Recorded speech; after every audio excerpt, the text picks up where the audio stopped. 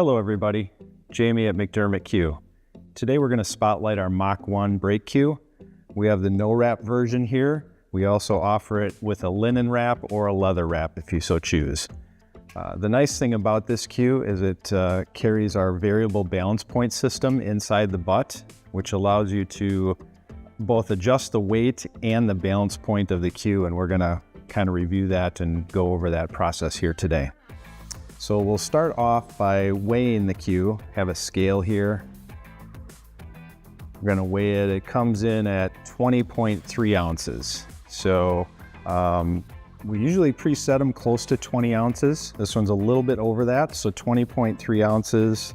Officially, the balance point is set currently at 20 inches from the bottom of the cue. So we're going to change the weight, make some adjustments, and then we'll kind of recalibrate, see where things are at. So the first step in changing the weight is using this H-series tool. It's a two-sided wrench. You've got a 1/4 inch Allen wrench. Insert that into the bottom bumper. Start to unscrew it. And you'll be able to pull the whole weight rail assembly out. Comes out a little easier if you twist it as you pull. There's a little natural resistance there. So here we have the weight rail that's inside all of our H-series cues, including the Mach 1. We've got the pink stabilizers here. These dampen the vibration from inside the cue. Here we have the weight bolt. Currently there's a 2-ounce weight bolt in here. You'll also see 2 steel collars on either side of the weight bolt. We're going to use this green screwdriver to loosen up those collars. And then the small end of this H-series tool is a 1/16 inch Allen head, and that will actually loosen the set screws inside the weight bolt. So let's start with the weight bolt. Loosen up the set screws on that. You don't have to take them completely out. Just loosen them up.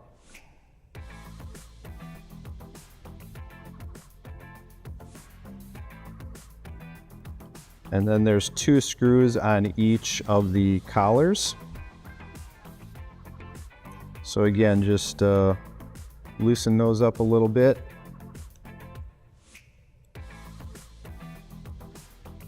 Once you get everything loosened, you can actually slide all the components off. So that's what we're going to do. We're just going to start sliding everything off, including the stabilizers. So what we're going to do is we're going to add some more weight to it, and I'm going to change the positioning of the weight as well. So we're going to change this from a more forward balance cue to a rear weighted cue. And that's really just based on personal preference. Some players just have a certain preference of where they like the cue balanced and the overall weight. Okay, so when you're making the adjustments on the weights, you want to ensure that you have the stabilizers on either side of the weight bolt and collar system. So like we had up front here, we're going to slide the collar on first, and we're going to slide the weight bolt back in. We're going to add some weight to it. So here I'm going to add a 1 ounce and a 1/2 ounce bolt. So we're going to add a total of 1.5 ounces. We're going to add another collar piece. We're going to add another collar piece here. Stabilizer. And then the rest of the stabilizers will just kind of space out equally on the rest of the rod, leaving the top one about 2 inches from the top.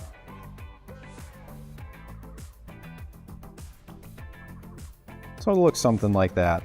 So now that we have these weights in the new position, we're going to tighten everything back down.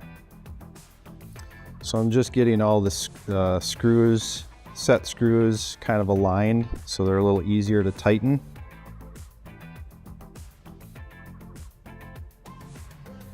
So again, we can start with the weights or the collars, it doesn't really matter. I'm going to start with the weights here.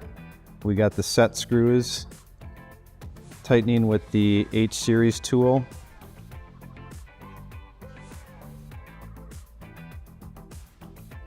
You just want to snug it tight. You don't want to over tighten it because you can potentially crack the carbon fiber rod here. So just snug fit is fine.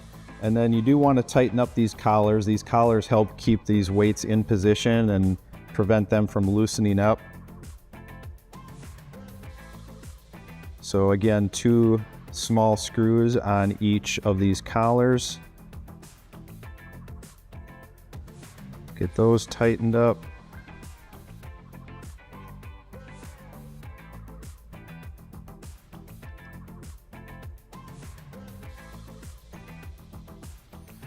Okay, now we're ready to insert the weight rail back into the cue. Again, a little easier going in if you twist it as you push it in.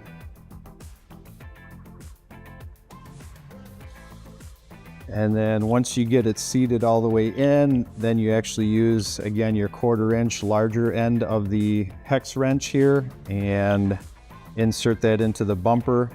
You'll start the threading to get everything tightened back down. So now we're locked and loaded in there.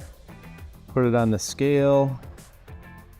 So we're 21.75 ounces. So we added basically about 1.5 ounces to that. And we shifted the balance point. Let's check that out.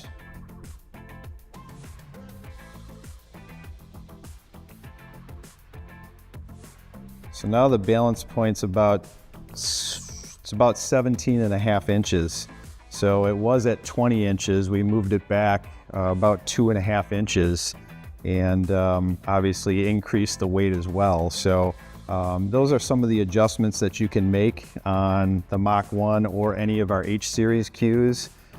So again, adding the weights and then positioning where you want those weights is going to impact the balance point of the cue. So again, that's more of an individual player preference, but I will say once you get it dialed in to exactly where you like it, putting a little bit of Loctite 242, this is the removable thread locker, it's the blue Loctite.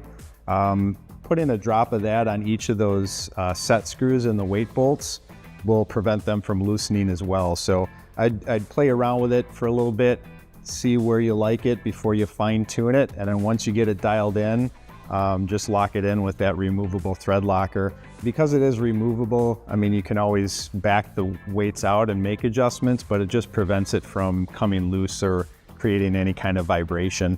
So that's kind of the rundown on the Mach 1. Again, we offer 3 different models. We have the no wrap here. We do an Irish linen wrap or a leather wrap version as well. And they all come equipped with the 13mm Defy brake shaft. Great power, great performance, very low deflection, just a great cue. So if you have any questions, feel free to visit our website and get more details. Thanks for watching.